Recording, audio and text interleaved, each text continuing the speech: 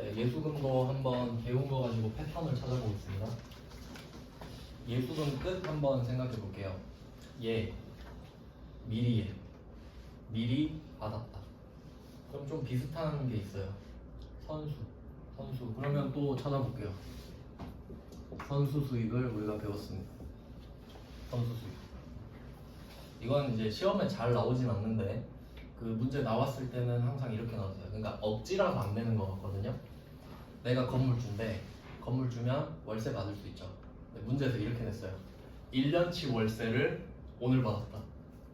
말 안 되죠? 현실적으로 누가 1년치 월세를 내요? 말이 안 되잖아요. 보증금도 아니고. 그래서 안 내는 것 같거든요. 그러니까 적절한 예시가 없어서 문제를 못 내는 것 같습니다. 그래서 그냥 굳이 그렇게 있다고 하면 수익이긴 한데 먼저 받아버렸죠. 그러면 우리는 무슨 걱정해야 돼요?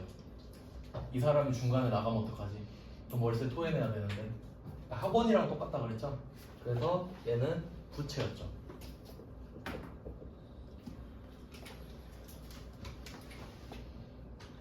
먼저 받으면 부채다. 근데 저는 이거 처음에 배울 때 너무 제 생각과 똑같아서 좀 놀랐어요. 그러니까 저는 이걸 외울 필요가 없었는데 무슨 생각이냐면 저는 여기 정규직으로 있을 때도 카톡에 생일 입력하는 거 아시죠? 카톡에 생일을 안 적었어요. 왜냐면 생일 선물 받는 걸 싫어해요. 왜냐면 받으면 부채거든요. 무슨 말인지 아시죠? 예를 들어 A, B, C가 나한테 선물을 줬다고 합시다. 그러면 A, B, C 생일 내가 기억해야 되죠. 그리고 각각 얼마 줬는지 얼마짜리 줬는지 생각해서 대충 가격 맞춰서 줘야 되죠. 부채구나. 먼저 받은 부채구나. 맞죠? 정확히. 그래서 부채예요. 먼저 받으면 나중에 또 돌려줘야 되네. 그래서 생일 안 띄워버렸어요. 근데 인트라넷에 생일이 떠요. 뭐 어쩔 수 없죠 뭐. 그러면 선수수익은 부채다. 선수금도 부채죠. 먼저 받았으니까. 뭐 생각하는 법은 이제 계속 그 방법을 알려드리는 거예요. 자, 그러면 수금은 돈을 받았죠. 돈을 받았어. 물건은 나가죠. 매출. 그리고 돈을 먼저 받았으니까 매출 계약금. 그럼 내가 받았으니까 그래 너 먼저 물건 줄게. 이게 부채. 비금전 부채. 그리고 부채 중에서 좋은 거. 이건 매출액으로 다 바뀐다 그랬죠? 심지어 10배로. 자, 이런 내용이 있었어요. 그리고 지금 예수금이 오네요. 근데 솔직히 좀 선수금, 예수금 하잖아요. 말장난 아닙니까? 뭐 먼저 받은 거나 미리 받은 거나 똑같은 의미죠. 근데 의미 차이가 있으니까 구분만 하는 거예요, 그냥. 그래서 얘는 뭐랑 세트냐면, 그럼 아까 적었던 거 한번 기억해 볼까요? 아까 뭐 적었지? 선급 비용, 뭐 선급금, 이제 패턴 딱 나오시죠? 대충 이제 연결되잖아요. 이렇게 봤던 거 기억하시죠? 왠지 이 둘이 뭔가 관계 있을 것 같지 않아요? 둘이 반대예요. 얘 둘은 서로 반대 맞잖아요. 얘들도 반대 아니면 섭섭할 거 아닙니까 서로. 근데 이름이 너무 다르죠. 그러니까 외형 보고 판단하면 안 돼요. 본질 보고 판단해야 되지. 결론은 뭐죠? 선납세금은 먼저 줬다, 예수금은 먼저 받았다는 거지. 이름 가지고 얘는 세트가 아니네 이러면 안 돼요. 자, 그러면 예수금은 왜 그런지 한번 생각을 해볼까요? 다시 원천징수 그림을 한번 꺼내 보겠습니다.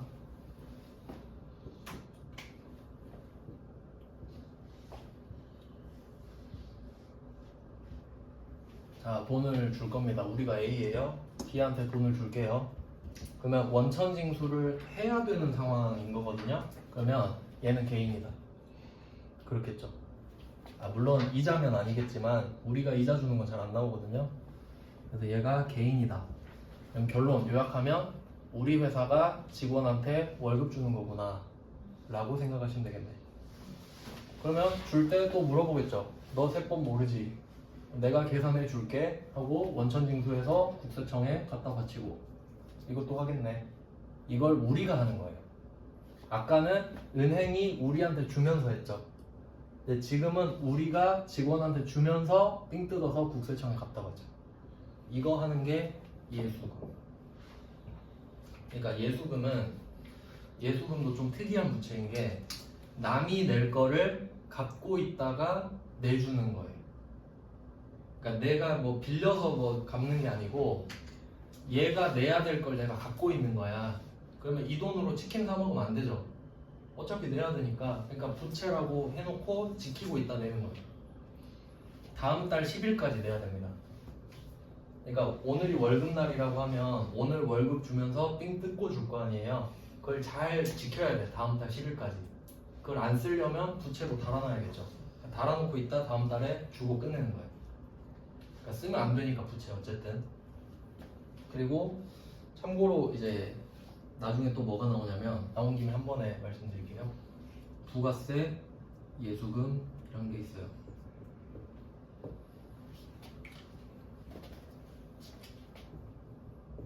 둘이 이름이 겹치죠?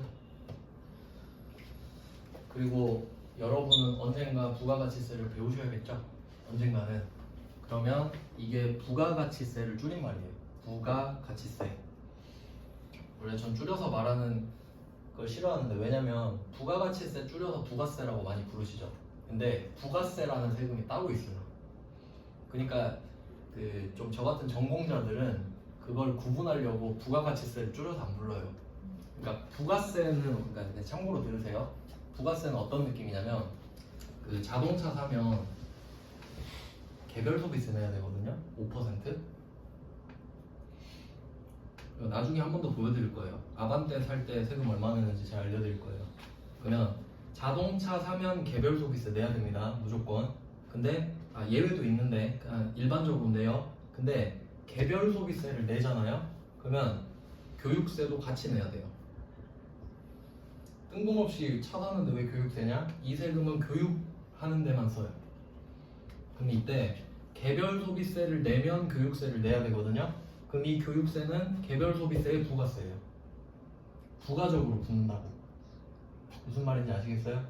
그러니까 이런 걸 부가세라고 해요. 근데 부가가치세는 부가가치세잖아. 근데 여기선 그냥 부가가치세를 부가세라고 한다고요. 알겠죠? 그냥 그렇다. 나중에 이해돼요. 한 10번 들으면 이해될 거예요. 처음 들었는데 이해되면 제가 어떻게 여기 있습니까?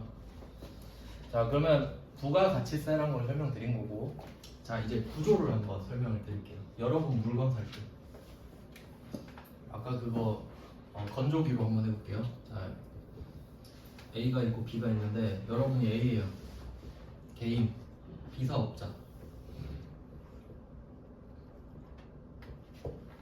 물론 여기서 사업자이신 분도 있을 텐데 저도 사업자긴 한데, 근데 사업자여도 우리 집에서 쓸 물건 사는 거는 개인으로 보는 거예요. 사업할 때 쓰는 물건을 안 사면 개인인 거예요. 그러면 이때 건조기를 하나 삽시다. 250만 원이었죠 아까? 그럼 부가가치세 붙는다 그랬죠. 25만 원. 이거 방향 화살표랑 좀 애매한데. 그러니까 지금 이 B가 뭐 하이마트라고 할게요.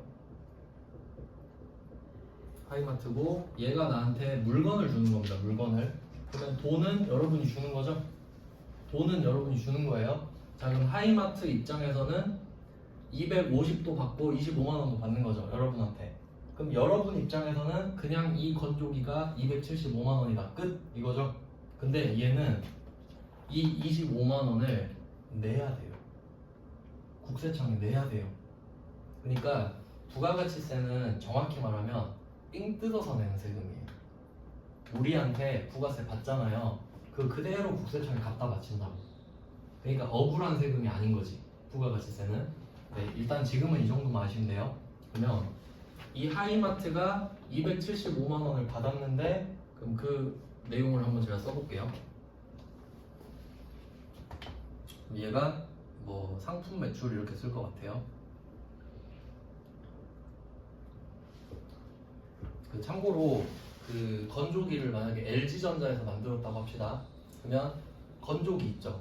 LG전자가 팔려고 만들었죠. 그러면 그 LG전자는 건조기를 제품이라 불러요. 내가 팔려고 만든 물건. 근데 하이마트가 그걸 사다가 팔 거죠. 그럼 그걸 사왔을 때 상품이라 불러요. 차이 아시겠어요? 그러니까 제가 계속 강조했던 거 있죠. 왓이 아니다. 왜? 왓은 건조기죠. 건조기 안 궁금해. Y로 갈게요. Y로 가면 야 너희 건조기 왜 갖고 있어? 제가 팔려고 만들었는데요. 그러면 LG전자는 제품이라 부르죠. 근데 하이마트는 저 이거 팔려고 사왔는데요. 그럼 상품이라 부르죠. 그러니까 Y가 정답인 거예요. 이해되셨죠? 그래서 하이마트는 상품 매출 이렇게 쓰고 수익을 잡을 겁니다. 돈이 들어오니까. 근데 왜 275만 원이라고 안 쓸까요? 25만 원은 갖고 있다가 내야 되죠. 그래서 이게 부가세 예수금입니다.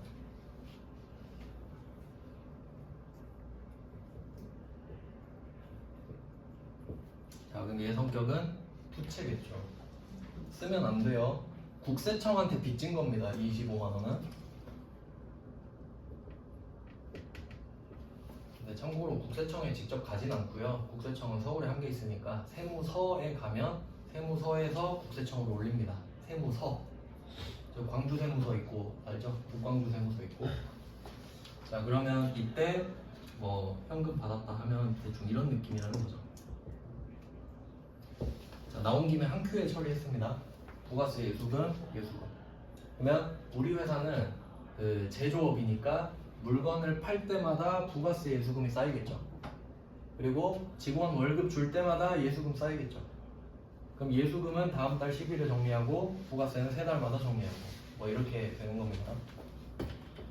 이건 부가세는 나중에 따로 제대로 합니다. 지금 그냥 나온 김에 지금 무슨 말인지 몰라도 돼요. 그냥 아 예수금이 2개구나 일단 이 정도 말씀드린 거예요. 네. 그래서 지금은 일단 원천징수에 포커스를 두시면 되겠습니다. 좀 비슷한 느낌이니까요. 그래서 예수금 들어가면 2개가 있는데 결국 남의 돈을 갖고 있다가 내주는 거다라고 생각하시면 됩니다. 남의 돈을 갖고 있다가 내주기. 그러니까 임시 보관. 근데 대상이 정해져 있으니까 부채. 이렇게 생각을 하겠습니다. 그러면 좀 이제 돈을 한번 줘볼까요? 7페이지에 1번 보시면 1번 9월 14일 영업부서에서 고용한 일용직 여기 표시할게요. 일용직. 참고로 그 일용직의 개념은 뭐 누가 물어보진 않지만 일용직은 보통 3개월 이하인가 미만인가 고용하면 일용직이라고 봐요. 그럼 그때 뭐 일용직을 했습니다. 일당 42만 원을 현금으로 지급했다. 그러면 한번 생각해 보세요. 개인이겠죠? 일용직 직원이니까. 그러면 이 사람들한테 42만 원을 내가 돈을 줬단 말이죠. 그럼 이 사람들 세금 내야겠죠. 근데 보니까 원천징수 세금 발생하지 않는 것으로 가정한다 이렇게 돼 있죠. 그러니까 왜 그러냐면 일용직은 이거 참고로 좀 알아두시면 좋아요. 그러니까 일용직은 뭐 3개월 아래라고 말씀드렸는데 사실 우리가 알고 있는 건 보통 하루죠. 그러니까 보통 그 노가다 생각하면 돼요. 제가 만약에 주말에 노가다 해야겠다 가면 하루 일하고 하루 돈 받고 그런 걸 보통 생각하시죠. 그러면 이 일용직 같은 경우는 하루마다 돈을 받는 게 일반적이기 때문에 일일 공제 금액이 정해져 있어요. 일일 공제 금액. 그게 일일 15만 원입니다. 15만 원 비과세 줘요.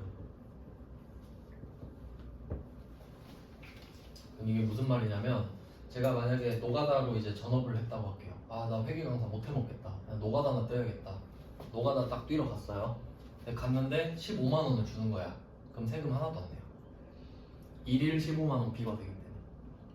근데 내가 16만 원 받으면 어떡하죠? 15만 원 넘어갔죠? 그럼 만 원에 대해서만 세금 내요. 그럼 몇백 원 원천징수 나갈 거예요. 몇십 원 정도 되겠다. 어떤 느낌인지 아시겠죠? 그러니까 15만 원을 빼고 시작하겠다는 소리예요. 그러니까 만약에 제가 보는 시험에서 문제를 내잖아요. 그럼 이런 느낌으로 내요. 이렇게 원천징수 세금 발생하지 않아요 이렇게 말하는 게 아니라 3명한테 각각 14만 원씩 줬다 이렇게 내요. 그러면 할 필요 없잖아요. 그렇게 낼 수도 있는 거라는 거죠. 뭐 이해되시죠? 무슨 말인지? 근데 이걸 모르니까 여러분은 이걸 모른다고 생각하니까 그냥 하지 마세요라고 한 겁니다. 그럼 어쨌든 뭐 하지 말라고 하니까 우린 좋은 거죠. 그러면 현금 42만 원 나간 건 아시겠죠? 자, 그리고 차변에 보시면 잡급이라고 써 있네요. 비용 플러스라고 써두시면 됩니다. 뭐 돈 썼으니까 비용 맞죠? 근데 원래는 급여라고 하죠, 주는 걸. 근데 일용직은 잡급으로 따로 써요. 왜냐면 급여는 우리 직원 거만 하는 거거든요. 그리고 판이 붙은 이유는 영업부서라서 그렇겠죠. 영업부서에서 영수증 붙이는 알바를 썼다 뭐 이런 거. 그래서 원천징수가 안 나오는 이유는 비과세 때문입니다. 그러니까 여기는 참고로 소득세 파트인 거죠, 소득세.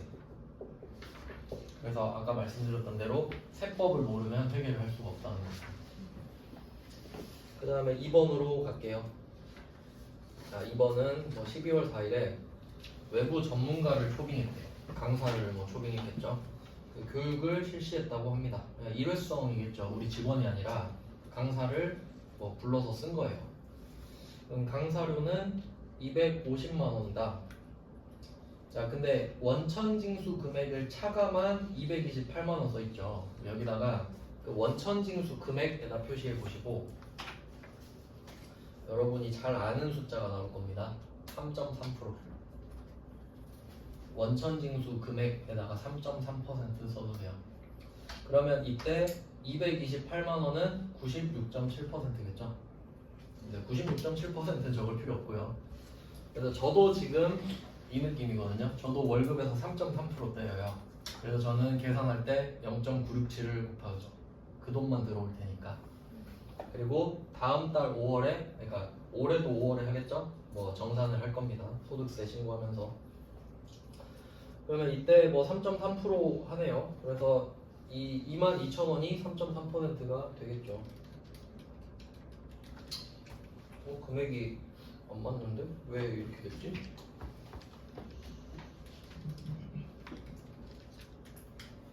아, 이거 기타 소득으로 잡았나 보다. 아, 죄송해요. 이거 기타 소득으로 잡았네요. 사업 소득이 아니라. 역산해보니까. 왜냐면 지금 8.8% 나오거든요. 기타 소득은 좀 복잡하고 범위도 아니니까 넘길게요. 3.3%인 줄 알았는데 죄송합니다. 8.8%예요. 기타 소득자네. 그러면 이 사람 거를 뭐 한다고 하면 그 여기서는 차변이 교육훈련비죠. 말 그대로 우리 기존의 직원들을 교육하는 데 돈을 썼기 때문이네요.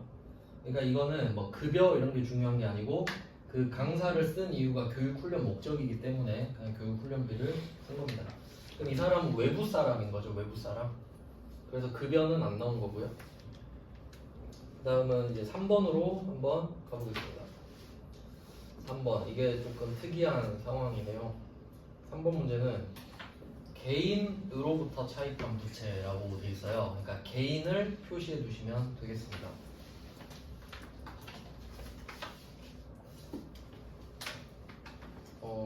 근데 뭐 이자라서 상관은 없겠는데, 그럼 아까 뭐 배운 내용을 대입을 해볼게요. 지금 이자 비용 이야기를 하고 있거든요. 이자 비용 50만 원.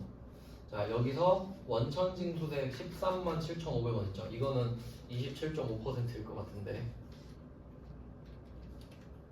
네, 이건 참고로 27.5%고요. 그냥 나온 김에 조금씩 좀 설명을 드리면, 아까 제가 이자가 15.4%라고 알려드렸죠. 네, 나왔으니까 말씀드릴게요. 근데 여기선 지금 27.5%란 말이에요. 왜 차이가 나냐면 이 이자 15.4%가 세율이 더 낮죠? 그럼 이게 더 좋은 거 아닙니까? 어쨌든 세금 덜 내니까. 그럼 왜 이렇게 두 개가 있냐면 이 첫 번째 이자는 그러니까 그 돈을 빌려주는 거를 대부업이라고 그러죠. 대부업. 그러니까 은행도 대부업이에요. 대부업은 돈을 빌려주는 것 자체가 자기 일이죠. 그러면 그 사람들은 이자 받는 게 자기 영업 수익일 거 아니에요. 그럼 그 사람들한테는 15.4%만 뗍니다. 자기 영업이기 때문에. 그러면 이 사람한테 우리가 돈을 빌려주면 세금을 적게 떼는 거예요. 우리가 좋은 거야. 이해되셨죠? 그러니까 우리가 좋은 겁니다. 돈 빌리는 사람이. 그 사람은 상관없어 어차피. 근데 이제 대부업이 아닌 사람 있죠. 그러니까 예를 들어서 극단적으로 삼성전자가 아 요새 반도체 못 해먹겠네. 나 그냥 나도 돈놀이나 할란다. 이럴 수 있죠. 그럼 삼성전자가 돈 빌려줄 수도 있잖아. 그럼 삼성전자는 대부업 아니죠. 그럼 그걸 비영업 대금이라 그래요. 그러니까 자기는 영업으로 빌려주는 게 아니란 소리지. 여기서 대금은 돈을 빌려주는 걸 말합니다. 근데 삼성전자는 돈 빌려주는 게 영업이 아니죠. 그러니까 비영업 대금 이렇게 빼거든요. 그러면 삼성전자는 지금 자기 일을 안 하고 딴짓하고 있죠. 그러면 만약에 우리가 돈 필요해서 삼성전자한테 돈 빌릴 수도 있잖아요. 그럼 우리한테 세금을 이만큼 떼버려. 그러니까 본업이 아닌 애한테 돈 빌리지 말란 소리예요. 핸디캡 줄 테니까. 우리만 손해인 겁니다. 그러니까 우리는 이제 어디 가서 돈 빌려요? 은행 가서 빌리란 소리예요. 그러니까 명동 김도인한테 가지 말고, 물론 그분도 대부업이면 상관없어요. 근데 삼성전자한테 돈 빌리지 말라는 소리지. 그래서 지금 보시면 개인한테 빌렸죠? 이 사람이 영업자가 아니잖아요. 물론 사업자일 수도 있는데 지금 보니까 그 자기가 돈을 빌려주는 게 영업이 아닌 사람인가 보지. 그래서 그렇게 된 겁니다. 그냥 그렇구나 하고 생각하시면 됩니다. 실제 일어나는 일이니까 그냥 말씀드리는 거예요. 네, 그래서 지금 얘는 고치는 문제입니다. 이것도 두 문제 나오거든요. 그래서 보시면 수정 전 이렇게 보시면 실제로 이게 답이 써 있어요. 이렇게. 근데 이제 여러분도 생각해 보시면 아시겠지만 이자 비용이 50만 원인 건 우리가 찾아내야 됩니다. 왜냐면 통장에 찍힌 돈은 36만 2,500원 뿐일 거 아니에요. 그러니까 회계 모르는 사람은 어떻게 생각하겠어요? 이 돈 들어왔으니까 그냥 이게 이자 비용이다 뭐 이렇게 생각하겠죠? 돈이 이것만 나가니까. 근데 우리는 없는 돈을 만들어내야 되죠. 그래서 50만 원 빼기 36만 2,500원 해서 예수금을 따로 적은 거죠. 예수금에 표시해 두시면 되겠습니다. 그러니까 뭐 개인한테 돈을 지금 준 거고 이 사람은 또 비영업 대금이라 27.5%고 뭐 이런 내용이 있습니다. 그러니까 퍼센트를 언급하지는 않죠. 우리한테 그걸 물어볼 건 아니니까. 근데 그냥 나와서 알려드린 거고요. 그 다음에 4번까지 이것도 중요한 거네. 네, 요거는 쉬고 4번부터 보겠습니다.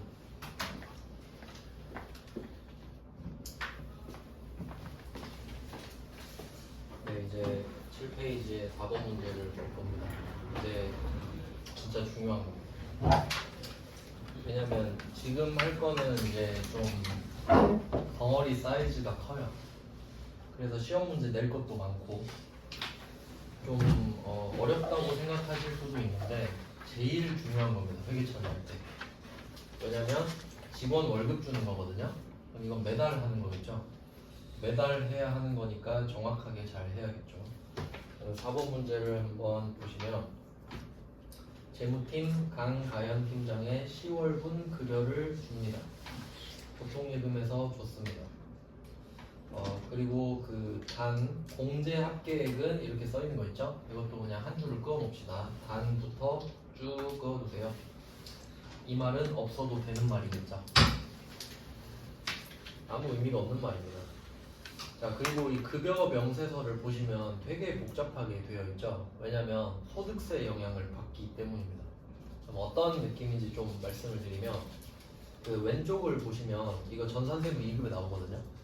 왼쪽을 보시면 기본급 450, 식대 20, 자가운전보조금 20 이렇게 써있죠. 그러면 총 490이죠.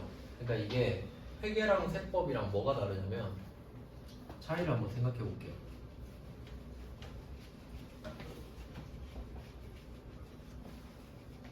자, 회계랑 세법에서 어떻게 영향을 각각 받을까? 회계, 그 다음에 소득세법. 그리고 또 한번 생각해 보잖아요. 지금 우리가 법인이라 그랬죠. 법인이면 우리 법인세 내는 거죠. 근데 왜 갑자기 소득세법이 나오냐? 아까 말씀드렸죠. 원천징수는 너 세금 모르지, 세법 모르지. 네 세금 내가 계산해 줄게 이거죠. 그럼 이 사람은, 이 직원은 개인이죠. 그럼 이 사람은 소득세 내잖아요.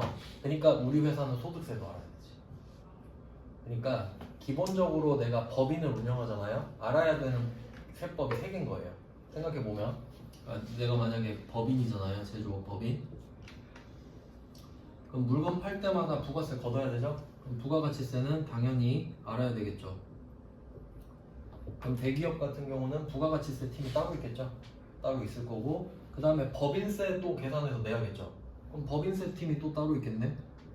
우리가 번 돈에 대해서 세금 내는 거. 그리고 또 직원 원천 징수해줘야 되죠? 그럼 직원은 개인이니까 소득세법을 아는 사람이 그걸 구할 수 있겠죠? 그럼 소득세법도 알아야지. 이렇게 되는 겁니다.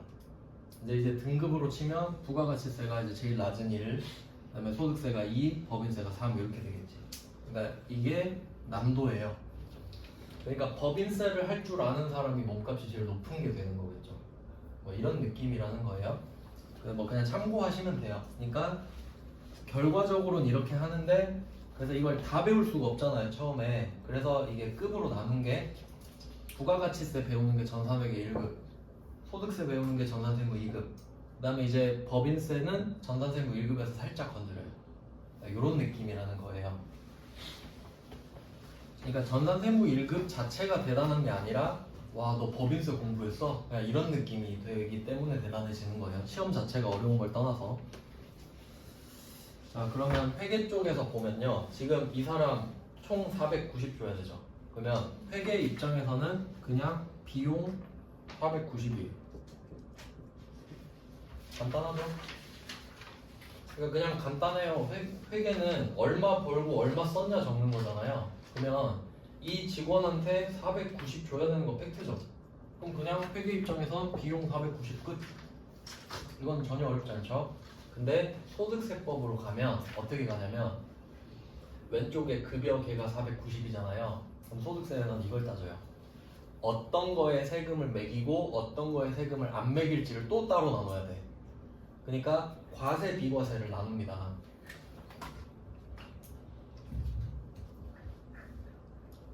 과세는 세금을 부과하는 겁니다. 세금을 부과하면 세금을 내야 되니까 안 좋은 거죠. 비과세는 과세를 안 하는 거네. 그럼 이게 얼마나 좋은 거냐면 보통 이제 여기 나와 있는 식대랑 자가운전 보조금이 비과세로 많이 나오거든요. 그럼 이건 뭐냐면 40만 원을 여러분이 직접 받는 거죠. 그럼 국세청이 이 40만 원 받은 거에 대해서는 과세를 포기해요. 즉 실제로는 우리가 490을 주는데 이 직원은 지금 세금 얼마 낼지가 중요하잖아요. 그럼 450만 원만 과세고 나머지 40만 원은 비과세거든요. 그럼 450만 원으로 세금을 구한 게 오른쪽에 나온 거예요. 그런 느낌이에요. 그러니까 과세를 가지고 세금을 구하는데 그게 이제 소득세, 지방소득세. 항상 그 세금에는 지방세가 붙는데 이유가 뭐냐면 여러분은 소속이 2개이기 때문이에요. 첫 번째, 대한민국 국민. 두 번째, 일단 여기로 치면 광주광역시 시민. 2개죠? 그러니까 국가가 우리한테 이렇게 하는 거예요. 너, 야, 우리나라 국민이지. 세금 내. 근데 옆에 광주광역시가 따라오더니 너 광주광역 시민이지. 나도 줘. 그러니까 보통 10% 이렇게 같이 내거든요. 그래서 일단 그 소득세도 구하면 1.1을 곱해야 돼요. 기본적으로 10%또 따라가기 때문에. 그래서 이 2개는 이제 기본인 거 아시죠? 근데 또 문제는 이 2개만 내나요? 오른쪽에 보세요. 2개가 아니죠? 그래서 일단 소득세, 지방소득세를 묶어두세요. 이 2개는 세금 라인입니다. 세금 라인. 자, 그리고 이제 밑에 보시면은 우리가 흔히 알고 있는 4대 보험으로 알고 계시는 것들 있죠? 이 부분이 좀 중요해요. 그러니까 제 기억에는 전산회계 1급에서는 옛날에 이런 걸 어렵게 안 냈거든요. 근데 사실 이게 제일 중요하잖아요. 그러니까 좀 이거를 디테일하게 이렇게 내고 있어요. 그러니까 이걸 좀 잘 설명해 드릴게요. 그럼 4대 보험이라고 하면 보험이 4개인 거 아시죠? 근데 몇 개인지 세어보세요. 3개죠. 왜 그런지 알려드리겠습니다. 일단 국민연금 아시죠? 국민연금은 여러분이 낸 걸 나중에 노후에 돌려받는 겁니다. 근데 지금 자원이 고갈되어 가고 있죠. 그 다음에 건강보험. 실제로 제일 혜택을 많이 보는 게 건강보험이죠. 병원비가 적어지잖아요. 그 다음에 고용보험. 이거는 약간 좀 그 고용보험은 십시일반 느낌인데 그러니까 근로자들한테 고용보험으로 떼가요. 그럼 회사 잘린 사람들 있잖아요. 그 사람 퍼주는 거야. 떼가지고 퍼주고. 그럼 이제 나중에 내가 잘리면 또 그 사람들이 도와주고 뭐 이런 느낌이에요. 근데 한계가 없어요. 혹시 뭔지 아시나요? 나머지 한계? 산재보험. 그럼 산재보험은 왜 없지? 회사가 다 내줘요. 회사가 다 내준다는 소리는 나한테 삥 뜯을 필요가 없다는 소리지. 이걸 이해하셔야 됩니다. 그러니까 이게 뭐냐면 여러분은 4대 보험을 내야 돼요. 참고로 4대 보험은 뭐라고 부르냐면 그 4대 보험 이제 볼 건데 준조세라고 해요. 이것도 뭐 시험에 내진 않는데 조세라고 하면 세금인 거 아시죠? 조세가 세금이잖아요. 근데 4대 보험을 준조세라고 하거든요. 그러니까 세금만큼 강력하게 걷는다는 소리예요. 실제로 안 내면 가산금까지 걷어내고 막 그러거든요. 그러니까 세금처럼 다룬다는 뜻입니다. 강제로 해버리는 거예요. 뭐 그런 식으로 하는데 근데 산재보험만은 회사가 다 내주는 겁니다. 그러면 여러분이 4개를 다 내야 되잖아요. 근데 회사 다닐 때 저는 그 근로자일 때 장점을 딱 2개로 봤거든요. 첫 번째는 4대 보험을 회사랑 반띵해서 내는 거. 그러니까 예를 들어 여러분이 지금 4대 보험을 막 한 50만 원 내야 된다. 그러면 회사가 반을 내줍니다. 실제로는 절반 이상 내주는 거예요. 왜냐면 산재보험은 다 내주니까. 두 번째, 퇴직금을 주죠. 솔직히 전 그 2개 말고는 없다고 생각하는데 그래서 어쨌든 지금 보면 국민연금 얼마, 고용보험 얼마, 고용보험 얼마 이거의 절반을 회사가 또 내주는 겁니다. 알고 계시면 돼요. 자, 그래서 뭐 여기 나와 있는 거. 그래서 참고로 여긴 안 나와 있는데 그 건강보험 옆에다가 장기요양보험도 하나 좀 써주세요. 빈칸은 장기요양보험. 건강보험 옆에다 장기요양보험. 근데 이거는 제가 외우라고 말씀드리는 게 아니고 어떤 문제는 이렇게 그냥 건강보험 하나만 내거든요. 근데 어떤 문제는 또 건강보험 밑에 장기요양보험이 붙어있어. 그럼 여러분은 그냥 2개 세트라 그랬지 라고 넘어가시면 된다고. 근데 말 안 해주면 이거 뭐지 이럴 거잖아요. 그러니까 장기요양보험은 따로 있는 게 아니라 건강보험에 포함된 거라 보시면 돼요. 그래서 뭐 여기 나와 있는 게 총 5개가 되겠네요. 총 산재보험은 절대 나올 수가 없겠죠. 그래서 뭐 국민연금, 뭐 건강보험, 고용보험 이렇게 있다. 자, 그리고 이거를 2개로 나눠서 봐야 되는 이유가 있어요. 연말정산 때문이에요. 그럼 이제 원천징수 하면 또 뗄 수 없는 게 연말정산이잖아요. 그 구조를 또 설명드릴게요. 자, 그러면 우리가 지금 1월부터 12월까지 매달 월급을 받죠. 매월. 근데 매월에 세금을 떼어가잖아요. 근데 이 세금은 정확한 게 아닙니다. 정확한 게 아니고 한 달마다 대충 떼는 거거든요. 그러니까 어떻게 떼는 거냐면 그 기준이 간이세액표라는 게 있어요. 이건 듣기만 하셔도 돼요. 뭐 문제로 내는 건 아닙니다. 그러니까 어떤 느낌이냐면 예를 들어 뭐 여러분이 얼마를 받아요. 월급이 뭐 300이다. 그리고 부양가족이 3명 있다. 이렇게 하면 표가 그냥 이렇게 있는 거예요. 그럼 여기에 월급 300, 부양가족 3명 뭐 이런 게 있어요. 그럼 여기에 딱 만나는 칸 여기 얼마 있겠죠. 그럼 이 금액대로 그냥 원천징수해요. 그러니까 정확한 게 아니죠. 그냥 뭐 300에 3명이면 대충 이렇게 떼 해서 이 금액이 결정된 거예요.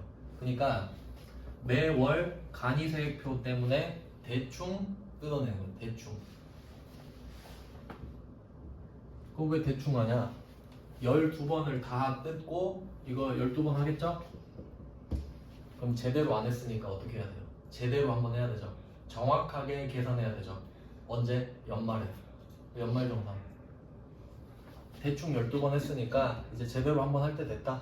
그럼 연말정산해서 보통 다음 달 2월에 같이 정산해주죠.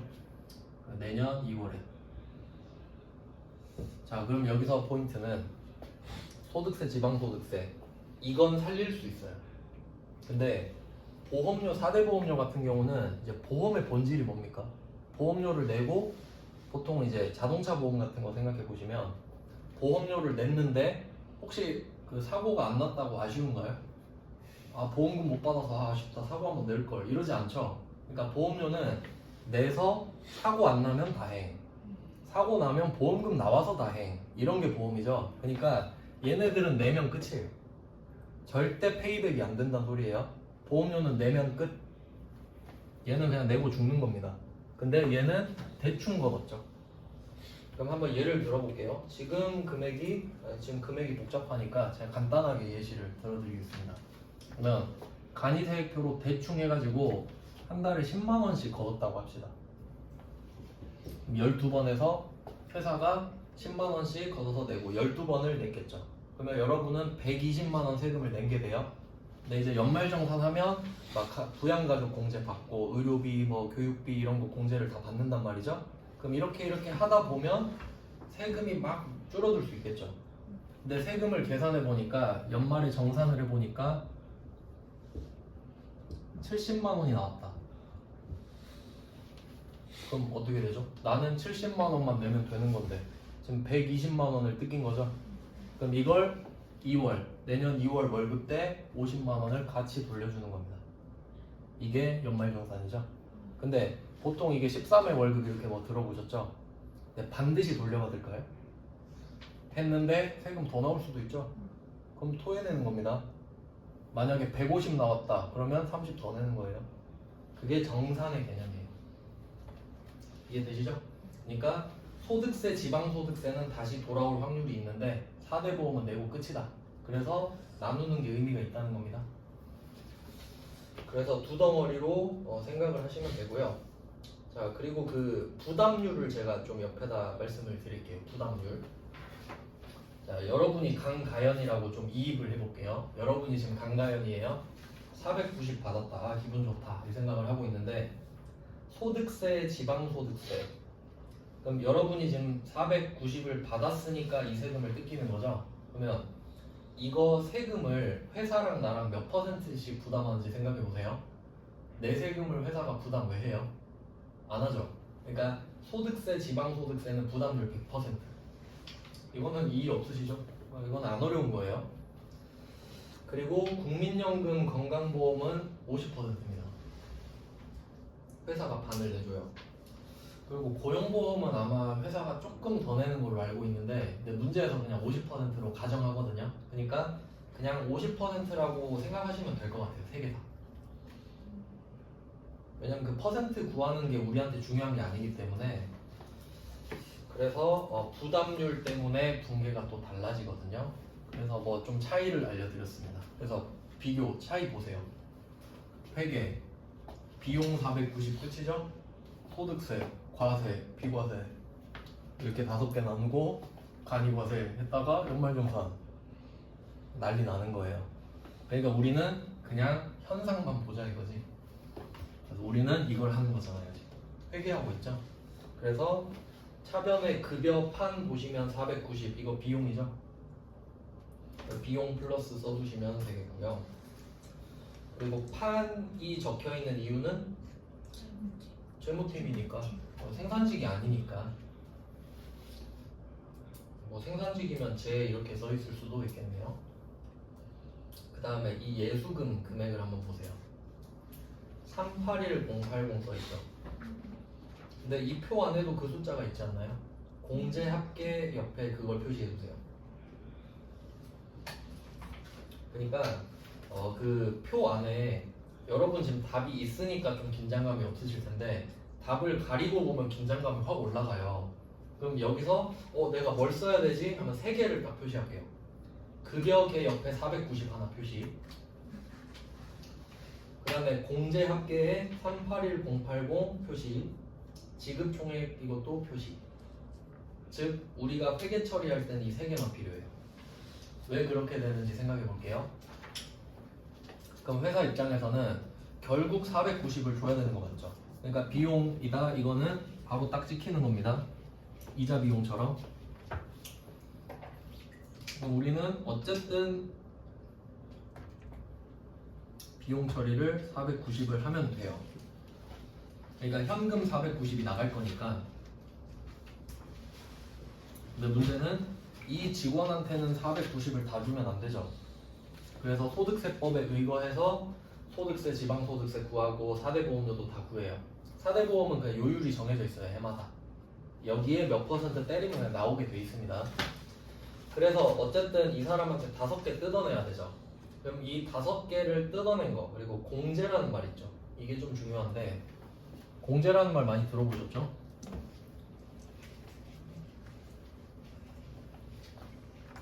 네, 혹시 좀 그 의미를 착각하실까봐 먼저 말씀을 좀 드리면 공제라는 말은 빼다라는 말이거든요. 빼다. 근데 좀 제가 강조드리고 싶은 게 뭐냐면 뺀다 하면 느낌이 어때요? 좋다 나쁘다 하면 나쁘다 이런 느낌이죠. 근데 그렇게 시작하면 나중에 좀 헷갈릴 때가 오거든요. 그래서 얘를 중립적인 단어라고 생각하셔야 돼요. 예시를 제가 보여드릴게요. 공제는 그냥 빼는 거죠. 자 그러면 세액 공제를 한번 생각해 볼게요. 세액 공제 들어보셨죠?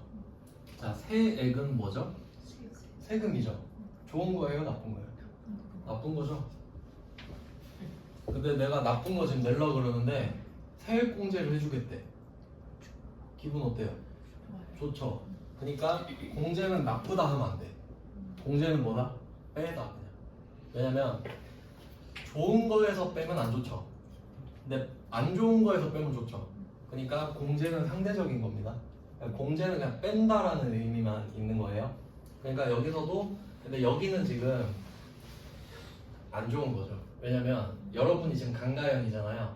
490을 받을 생각이 좋죠. 근데 지금 여기서 490에서 공제하면 기분이 어때요? 안 좋지. 안 좋잖아요. 그러니까 좋은 거에서 뺐으니까. 근데 이것 보고 아 공제는 나쁜 거야 이러면 안 돼요. 왜냐면 나중에 세액 공제는 좋거든요. 그래서 공제는 그냥 뺀다 이렇게 생각하겠습니다. 그럼 어쨌든 우리 회사 입장에서는 그냥 뺀 것만 구하면 되는 거죠. 그러니까 이거를 그냥 예수금으로 다 달아놓는 거예요. 그러니까 붕괴는 되게 간단한 거죠. 왜냐면 우리는 소득세법을 하는 게 아니라 회계를 하는 거기 때문에 이 하나하나 항목을 따질 이유가 없는 거예요. 그러니까 실제로 이런 겁니다. 이걸 소득세 팀에서 데이터를 나한테 넘겨준 거야. 우린 회계팀이에요. 그럼 이거 보고 숫자 3개만 동그라미 쳐서 붕괴 찍고 끝. 힘든 건 소득세 팀이 다 하는 겁니다. 자 그러면 여기서 뭐 예수금 나오고 보통예금이 나오고 이렇게 하겠죠. 근데 이게 붕괴 자체가 어렵지는 않은데 여기서 문제가 뭐냐면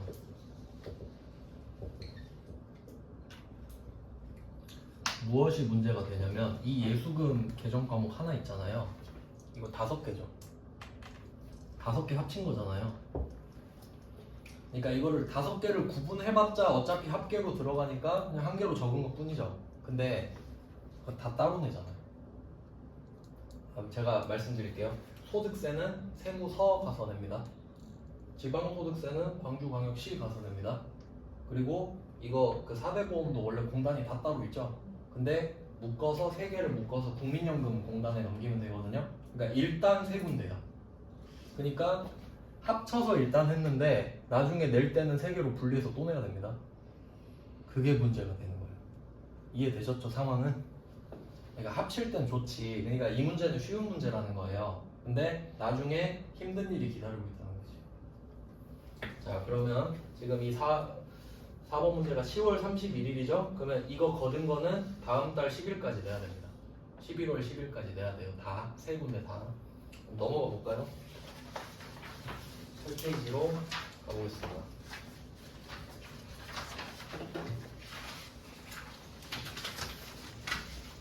5번이 있죠. 그래서 우리가 기억할 거는 직원한테 삥 뜯어 놓은 게 예수금으로 쌓여 있다. 근데 이게 5개다 라는 겁니다.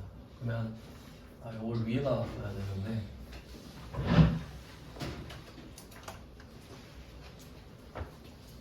이 부분이 제일 중요한 거예요. 어느 회사나 월급을 주니까. 자, 예수금이 이렇게 쌓여 있다고 생각하고 밑에다 붕괴를 쭉 이어서 보겠습니다. 자, 그러면 5번 문제는 보시면 날짜 한번 보실래요? 7월 10일이죠. 딱 커트라인으로 내는 거네요. 그러니까 날짜도 이제 확인해 보시고요.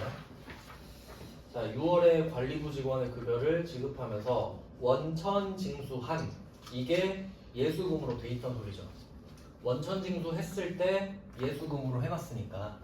그러니까 이 예수금 안에 들어있는 것 중에 오늘 22,000원만 낼게요 이 말이죠.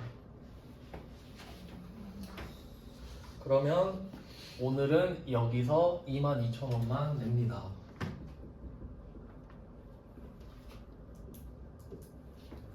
여기도 안 어렵네요. 자, 그리고 이게 왜 안 어려운지 생각을 해보면, 그러면 얘는 부채 마이너스 자산 마이너스예요. 그리고 그 실제 상황을 한번 생각해 볼게요. 지금 회사가 직원 거를 대신 납부해주고 있죠. 다음 달 10일이 돼서. 그러면 회사가 이 돈 22,000원 내면서 아까울까요? 안 아깝죠? 직원 돈 삥 뜯어서 준 거잖아요. 그냥 낼 때 됐네 하고 내는 겁니다. 아무 감흥 없어요. 그러니까 좀 자세히 말씀드리면 다시 7페이지로 한번 가보시면 그 490을 비용으로 인식해놨었잖아요. 그럼 우린 언젠간 490을 다 쓸 거거든요. 근데 일단 직원한테는 4518920만 준 거죠. 그리고 이 381080은 갖고 있다가 22,000원 낸 거죠 지금. 그러니까 하나도 안 아깝다고 이거는. 그래서 이 예수금에다 이렇게 써도 돼요. 직원 부담률 100%. 아까 말씀드렸죠. 뭐 부담률 100%. 근데 혹시 나중에 헷갈리실 수도 있으니까 직원 부담분. 회사 부담분이랑 헷갈릴 수 있으니까 직원 부담분 100%.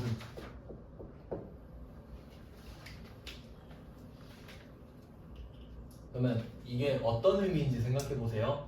직원 부담분 100%라는 소리는 직원한테 100%삥 뜯어서 100% 낸다는 소리예요. 그러니까 예수금을 퍼다가 납부만 하면 되는 겁니다. 나는 추가 비용이 없다는 소리예요. 그러니까 이거는 쉽죠. 5번은. 왜냐면 세금이라 그렇습니다. 세금은 네가 내야 되니까 나는 안 내줘도 된다. 자, 이제 조금 어려운 게 나와요. 6번. 국민연금 나왔죠.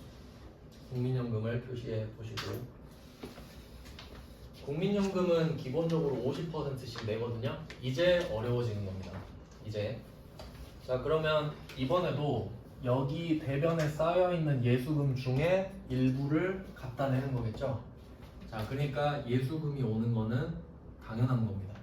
근데 얼마가 오느냐가 문제인데, 자, 직원의 국민연금이 80만 원인데 이 중에 50%만 삥 뜯었었죠.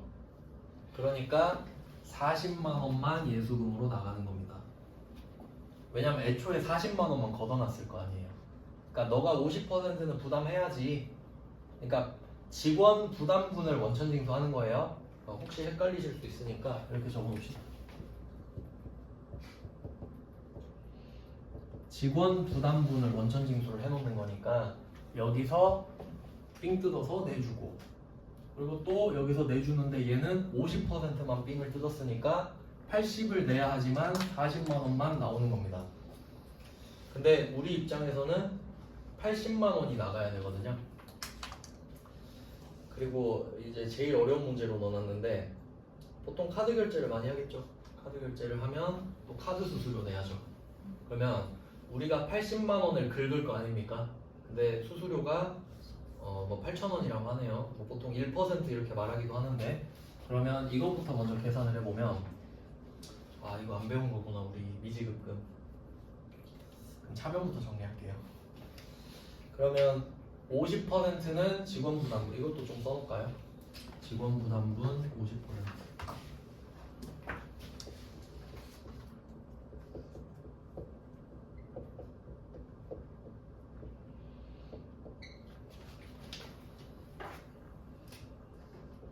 그러니까 직원한테 삥 뜯은 걸 낼 때는 당연히 예수금이 차감되는 건데 100%가 차감되느냐 50%가 차감되느냐 그게 문제인 거죠. 그러면 직원한테 50%만 부담을 맡겼다는 소리는 나머지 50%는 내가 부담한다는 소리죠. 그럼 이제 회사 부담분이 나와야죠. 이제 우리도 돈을 쓰는 겁니다. 부담하기로 했으니까.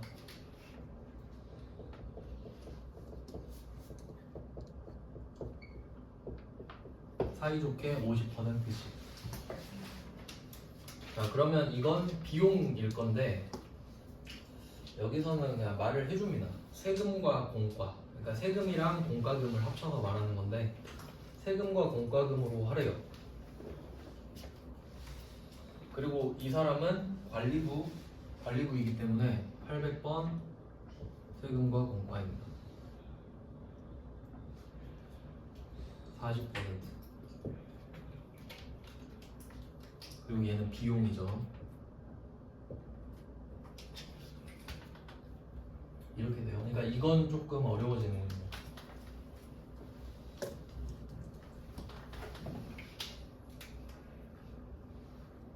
선을 잘못 그었네.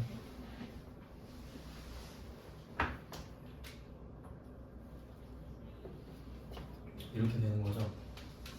이 부분이 좀 헷갈리실 수 있는데 정리를 꼭 잘 해두셔야 돼요. 그러니까 애초에 직원이 부담해야 되는 것만 걷어놓은 거였죠.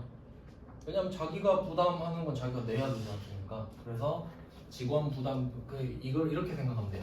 지금 우리가 회사 돈이 80이 나가잖아요. 그 중에 40만 원은 하나도 안 아깝죠. 직원한테 삥 뜯어놓은 거니까.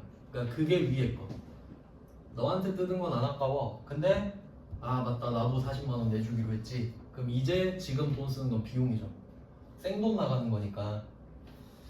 그렇게 해서 우리는 80만 원을 내려고 했는데 카드 수수료를 달라 그러네. 그리고 이거 미지급금도 좀 중요한데요. 이건 아직 지금 진도를 안 나간 건데 아까 제가 외상매입금은 말씀드렸었죠. 초기에 원재료 사고 외상매입금 했다 뭐 이런 거. 근데 우리가 제조업인데 제조업은 원재료를 맨날 살 거 아니에요. 왜냐면 원재료를 사서 제품을 파는 걸 반복하니까. 그러니까 제조업은 주로 원재료를 많이 산단 말이죠. 그래서 주로 사는 것들만 외상매입금이라고 해요. 부채를 쓸 때. 그리고 이 미지급금은 말 그대로 지급을 안 한 거죠. 이거 부채거든요. 그러니까 원재료가 아닌 거 살 때 부채를 미지급금이라고 합니다. 그러니까 보면 이거 원재료 아니죠. 원재료가 아닌데 카드 긁으면 외상이라 그랬죠. 다음 달에 돈 나가니까. 그래서 미지급금이에요. 미지급금 시험에 잘 나옵니다.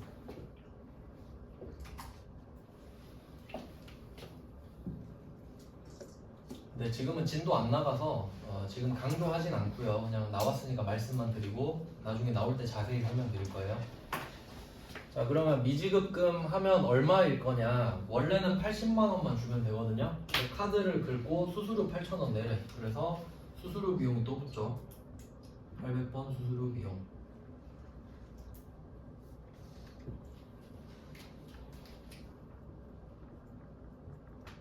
8,000원 추가해 주시면 되고요. 그리고 또 이거에 대해서 또 중요한 게 있는데 이 수수료 비용 앞에 800번 있죠. 요거에 대해서 좀 설명을 드릴게요. 그러니까 지금 이 문제는 여러분이 전혀 헷갈리지 않으실 거예요. 왜냐면 지금 이 사람 관리부죠. 관리부니까 800번 있고 얘도 800번. 아주 보기 좋잖아요. 근데 혹시 제조부 직원이면 어떻게 될까요? 그럼 이거 세금과 공과 500으로 바뀌는 거 아시죠? 근데 카드 수수료는 800입니다. 왜? 카드 긁는 게 제조는 아니잖아요. 그러니까 얘는 안 바뀔 거라는 거예요. 잘 표시해 두세요. 카드 수수료는 무조건 800이다. 500으로 바뀔 일 없습니다. 그러니까 출제자가 그것까지 생각해서 그냥 판으로 낸 거예요. 그냥. 왜냐면 이렇게 하면 논란이 없잖아.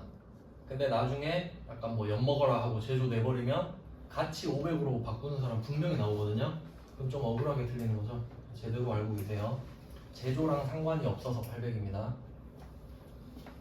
근데 직원 4대 보험 내는 건 제조랑 상관이 있는 거죠. 제조 직원 거 내주는 거니까. 그렇게 차이가 좀 납니다. 그래서 이렇게 되고 또 이제 끝이 아닙니다. 그럼 우리가 수수료까지 총 80만 8천 원 내야 되죠. 이걸 카드로 긁었으니까 하나카드한테 입금해줘야겠죠.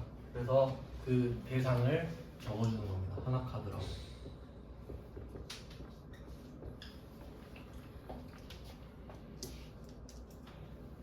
금액은 굳이 적을 필요 없겠네요. 이렇게 해서 부채로 달아주시면 돼요.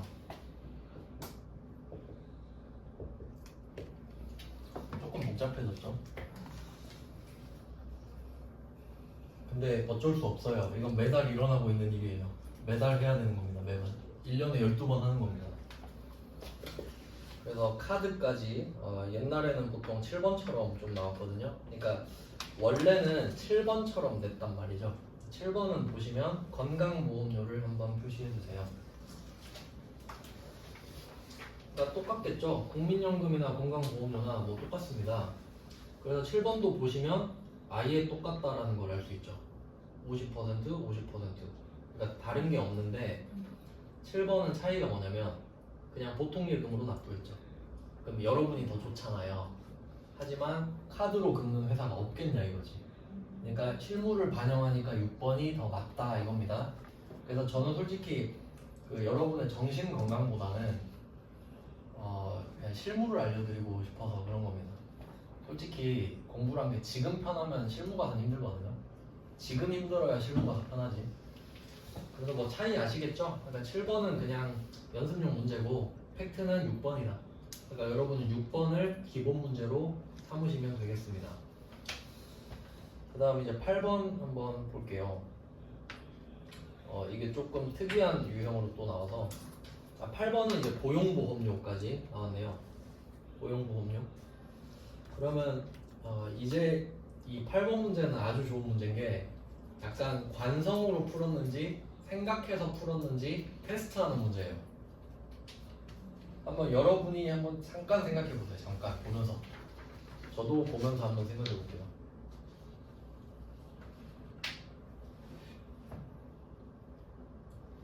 그러면 답이 어떻게 나왔는지 생각을 좀 해보면 여기서 핵심은 뭐냐면 직원 부담금입니다. 직원 부담금에다가 맨 밑에 보시면 27만 원 있죠? 이거 표시해주세요. 직원 부담금 27만 원에 표시하시고 잠깐 여기 한번 봐주세요. 뭐라고 써있나요? 직원이 내야 될 걸 내가 예수금으로 걷어놨죠? 그러니까 얘는 무조건 이름이 예수금이기 때문에 여러분은 직원 부담분을 찾는 게 편하신 거예요. 아시겠죠? 여기에 있는 거 그냥 차변으로 옮기면 되지 않습니까? 그래서 이걸 논리대로 한번 전개해 볼게요. 답에는 순서가 없으니까. 그러면 저는 이거 보고 예수금부터 찍을 것 같습니다. 어차피 이거 걷어놓은 거니까. 그리고 27만 원도 찾았죠. 근데 이걸 두 개를 따로 적을 이유는 없습니다. 여기도 합쳤는데 뭐 여기도 합쳐서 쓰면 되겠죠. 그리고 역시 직원 부담분이네요.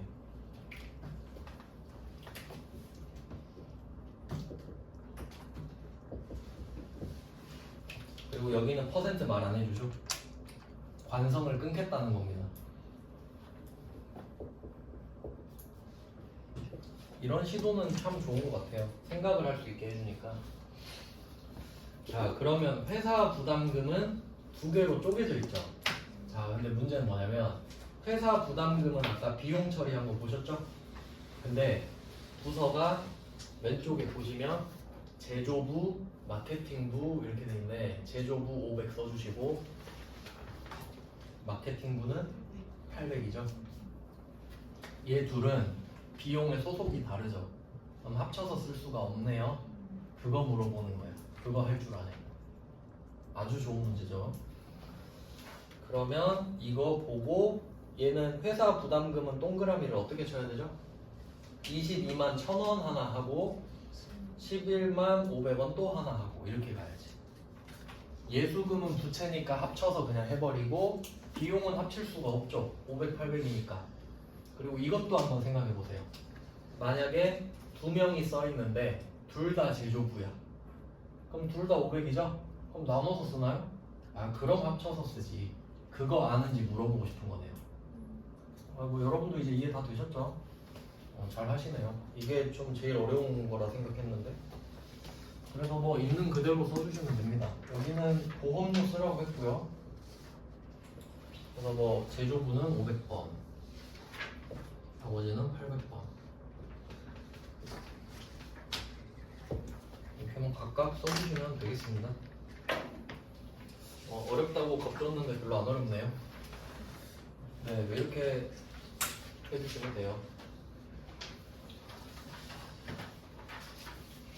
네, 그러면 이제 흐름을 다시 좀 생각을 해보시면요. 다시 이제 7페이지로 가서 좀 흐름을 좀 보겠습니다. 왜 제가 배치를 이렇게 했는지. 자, 7페이지 다시 가보시면 지금 컨셉이 예수금이죠.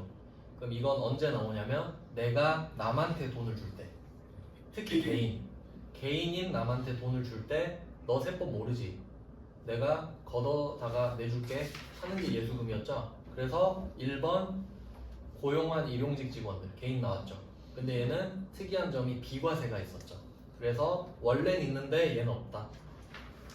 그 다음에 2번 강사를 불렀죠. 그럼 강사도 개인이죠? 그럼 이 사람도 원천 징수해야 되는데 이 사람은 이제 기타 소득으로 뺐네요. 8.8% 나왔었죠.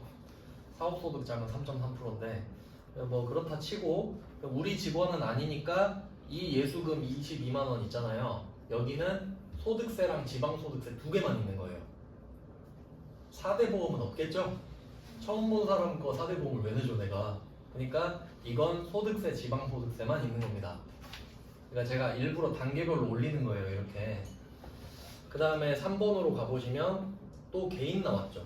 그러니까 여기서 원천 징수한 것도 저 사람의 소득세를 내준 거라고 보시면 되는 겁니다. 이것도 아까 27.5% 말씀드렸잖아요. 25%는 소득세, 2.5%는 지방소득세겠지. 그러니까 그게 2번과 3번은 똑같다고 보시면 돼요. 2번과 3번은 똑같아요. 4대 보험은 안 내줘도 되죠. 근데 이제 4번부터가 진짜지. 4번은 우리 직원이죠. 그러니까 4대 보험 거까지 신경 써야 돼요. 그러니까 4번이 진짜 문제입니다. 그래서 4번으로 넘어가서 우리가 지금 5개 해야 되잖아요. 5개. 그럼 하나씩 다시 체크해 볼까요? 5번에 근로소득세, 지방소득세 있죠. 그럼 5개 중에 2개는 낸 거죠? 5번에서 2개 뺐습니다. 5번에서. 그 다음에 6번에 국민연금 또 뺐죠? 3개 뺐습니다. 2개 남았어요. 7번 건강보험료 또 하나 냈죠? 남은 거 고용보험 8번. 여러분 이게 보기는 쉬우신데 저는 진짜 눈 빠지는 줄 알았거든요. 이렇게 배치하기가 진짜 힘들어요. 그래서 여러분 좀 공부하기 편하시라고 이렇게 했으니까, 그러니까 이게 제가 글자를 적을 순 없으니까 문제가 스토리가 되게 있거든요. 그러니까 그냥 아 이런 게 있었지라고 좀 떠올릴 수 있게 스토리대로 복습을 좀 해주세요. 이렇게 하고 나머지는 지금 퇴직급여 좀 시간이 애매하니까 지금 한 10분 정도 쉬고 이어서 보겠습니다.